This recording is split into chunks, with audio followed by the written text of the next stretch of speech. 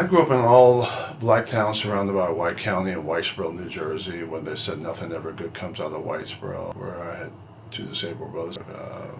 Grew up with low self-esteem and lack of confidence in myself. I went to college on a basketball scholarship. I worked in the prison system 5 years. I served the U.S. Army a number of years.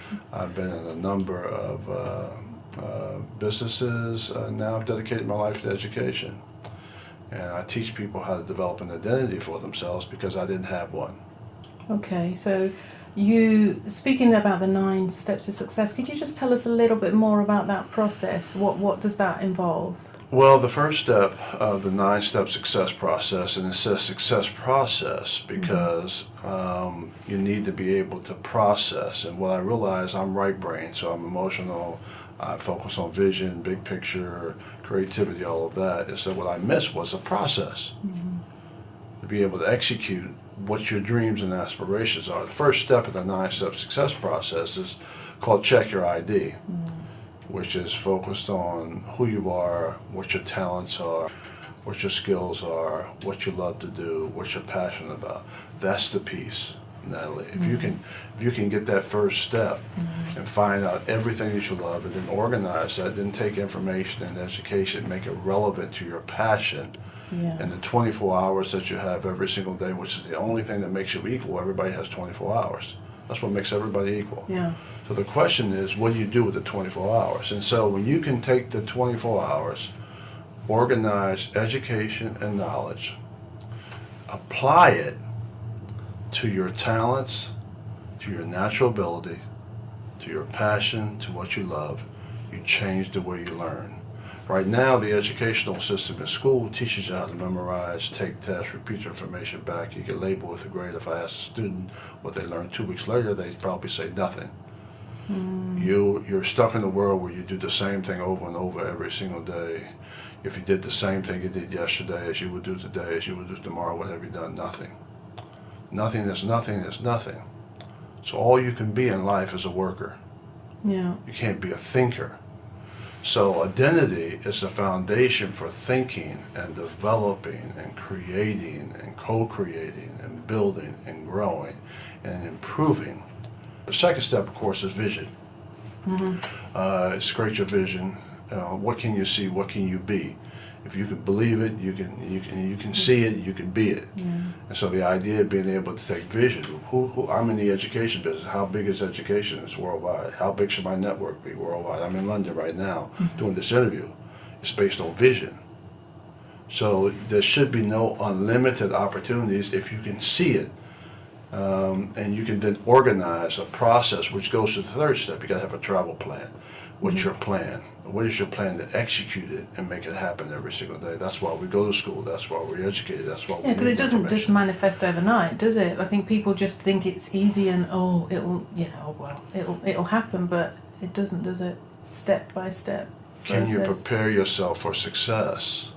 It's in the preparation. It's in the reading. It's in the learning. It's lifelong learning. It's taking information, education, make it relevant to your purpose in life, transferring it back to your mind, and then transferring it to the global marketplace, and in my case, the American Free Enterprise System. Yeah, and one of the steps you also mentioned was about the dream team. Now that's an area that I'm actually looking at myself at the moment, because I do feel with the kind of vision that I personally have been given, I think you get to a certain level, don't you, where you can do things on your own to a certain point, but then you really need to have a support system. You need to have other people around you. Well, it's important because you don't pick mentors. Yeah. Mentors pick you. Yeah, it's interesting. And they pick you out based on, they say, you know what, I like you. I like your determination and perseverance. I like the way that you work. You show up on time. You're a hard worker. You have a positive attitude. You're energetic. You want to be somebody. I want to help you. This show is based around the time concept, so it's really interesting when you mention about the 24 hours, because I do feel that, we all have the same amount of time, but there's a difference between what the successful people do with their 24 hours and the not so successful. What could you say to people to help them with that area? Well, the first thing you have to understand is that the process is the same for everybody. Don't think you can't do it just because you come from a different background. So to be able to take information education again and make it relevant to who you are, what your purpose is, gives you the energy and the belief system to take the information education and create your own future, shape your own future every single day. That's the beauty of the 24 hours. And if you're 13 or 14 years of age and you can get that, which we teach this in schools, if you can get that, then you got 23, 33, 43, 53, 63, 73, 83, 93, maybe even 103. You got 80 or 90 years, at least 70 great years to develop a process of continuous improvement. Yeah. So how important then is it to surround yourself with the right kind of people that will will celebrate your success and will kind of be your cheerleaders to spur you on to keep going? When you change your thinking, your friends change. When you change your thinking, your opportunities change. When you change your thinking, your social economic development changing. Your friends change, and they pull you in, and they say, we're going to do this deal together. I've got the finances to do it. You bring this, we're going to come together, and we're going to create impact and influence. And a very important word in the 21st century today is significance. Yeah. And it's all based on leadership. So out of all the things I've learned throughout all of these years, the most important word I've learned is leadership. And then when you can lead yourself, self-leadership, lead yourself, have the disciplines, have the habits. Show me your habits and I'll tell you exactly who you are. Yeah. And where you're going to be. Yeah. And where you're going. That is so true. That is so true. And there was something also in the book where you say that Oprah has a different kind of thinking, or she had a different kind of thinking to you. What did you mean by that? I meant that race was never an issue for her. Excellence was. Performance is important. Being the best she could be. Like Dr. King talked about, he said, even if it falls your lot to be a street sweeper, sweep streets like Michelangelo painted pictures. And so when I think of being the best of whoever you are, I think of her. Because that's what she does every single day. So that's her single number one attribute as a leader. Everything she does, she tries to be the best in whatever she does every single day. And she's been such a role model, not only to me, but to millions of people around the world. But when you actually hear that, it's kind of, to me, the amount of work she puts into it, people don't see that. Well, there's no overnight success, and it's behind the scenes and the preparation. That's why I think preparation for the 21st century is so important. Preparation for technology, preparation to succeed. As a former athlete, I played ball, all over the world. It's the prep time as a ball player. It's the preparation that you put in before you actually play the game. The game is easy. It's the prep time. Practice on what you do well so you can create value.